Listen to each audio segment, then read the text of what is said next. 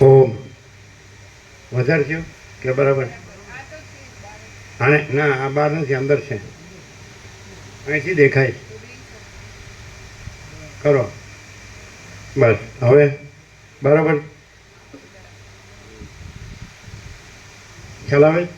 જો માણસ એમ થઈ જાય કે આ બધું એક જ તત્વ છે તો બસ એને હેરાન કરતી કે એને જે આપણે એને કહીએ શું કહીએ ઝંઝટ, તો એને જે કોઈ બીજાનો ભ્રમ છે ને એ એક છે, એમાં બીજાનો ભ્રમ છે ને બીજું કાંઈ છે, તો એની ઝંઝટ છે. અને એક જ છે, આખું અનંત એક જ છે, પૂર્ણ અખંડ અભેદ, એમાં કોઈ ભેદ નથી. એમાં આવે છે વારંવાર કે એનામાં કોઈ ભેદ ન હોય, એનામાં બધું એક જ હોય અને બધું અનંતને પૂર્ણ જ છે. એટલે એવો એ હોય તો એ જ છે. એમાં ભલે જે નિરૂપણ અલગ અલગ હોય, વક્તવ્ય એને શું કહેવાય સમજાય છે? એને વ્યક્ત અલગ, એમાં શું એ વ્યક્ત અલગ અલગ કરે છે ને એમાં ગૂંચવાડો થાય છે ને. સીધું એમ કહે છે ને ભાઈ જો હે સો હે, જે છે તે છે, બીજું કાંઈ નથી અને બીજું કાંઈ થતું નથી. તો બહુ તો કેવું હોય તો પહેલા નંબરે અનંત તો કહેવું જ પડે, અને એને પૂર્ણય કહેવું જ પડે, અને એને સમાનય કહેવું પડે, અને સમાન રૂપે એક જ છે એમ કહેવું પડે બધું, અને અજરામર અખંડ અવિનાશી છે એમ કહેવું જ પડે. સમજાય? અને નામથી કેવું છે, સત ચૈતન્ય અને આનંદ છે. એ સત છે, સત્તા માત્ર છે, ચૈતન્ય પ્રકાશ માત્ર છે, અને આનંદ માત્ર, શાંતિ માત્ર છે. બીજું બસ બીજું કાંઈ નથી. એટલે પછી એને બીજું કાંઈ થતું હોય તો કહેવાનું કે તમે આ સાચું જાણો તો પછી એ કાંઈ નથી.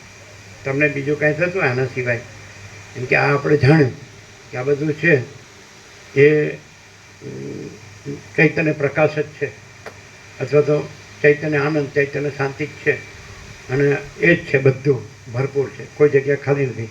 રજે જુદી બીજી વસ્તુ નથી, જુદી બીજી જગ્યા નથી, બધું ભરપૂર છે.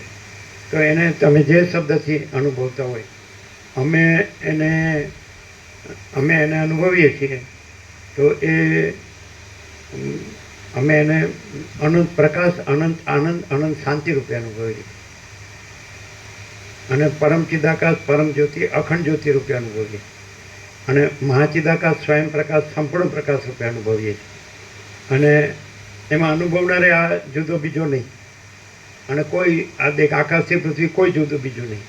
એ પોતામાં પોતે જ અનંત અખંડ અભેદ, અજરામર અખંડ અવિનાશી, નિરંજન, નિરાકાર, નિર્વિકાર, અનંત સંપૂર્ણ, અનંત સર્વત, અપરિચ્છિન્ન, તુર્યાતીત, એક જ અદ્વિતીય, અનાદિ અનંત, કૈવલ્ય, અણિશુદ્ધ આરપાર, કૈવલ્ય સદા એકરૂપ ઓરિઝન. એટલે બધું આ એક જ અનંત પૂર્ણ સ્વરૂપ છે.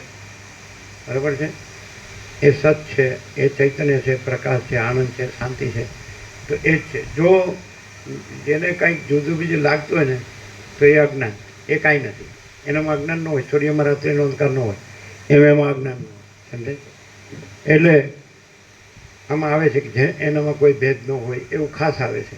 એનામાં કોઈ ભેદ ન હોય એમ, એનામાં કોઈ જડતા ન હોય એમ, એનામાં કોઈ સંકુચિતતા ન હોય, કારણ કે એ વ્યાપક છે એમ, અને એ કોઈ માપનું ન હોય, દેશકાલ મર્યાદિત ન હોય, એટલે અસીમ છે, અનંત છે, અસીમ છે, અમાપ છે, અપાર છે. સમજાય? એટલે એવો એક હોય, કારણ કે એ છે જ એવું. એટલે એવો રહ્યો હોય કે આવું આ જ છે ને આવું જ છે, પછી પોતે આવો કાંઈ જુદો બીજો ન રહ્યો હોય. આ તો કાંઈ નથી એમાં. સમજાય કે નહીં? પરપોટો તો કાંઈ નથી, અનંત મહાસાગર જ છે. પણ જો એમાં નથી એવો ભ્રમ રાખે તો એ આ જ્ઞાનથી જ એનો ભ્રમ ટળે કે ભાઈ અનંત છે, એમાં હવે આવું ક્યાંથી આવ્યું, આ કાંઈ છે જ નહીં, આ જ સોલ્યુશન. પણ આને આ રહે અને એના શબ્દો ગોખ્યા કરે ને બોલ્યા કરે તો શાંતિ ન થાય. પણ એ જે છે તે જ છે એવો રહે તો પરમ શાંતિ છે.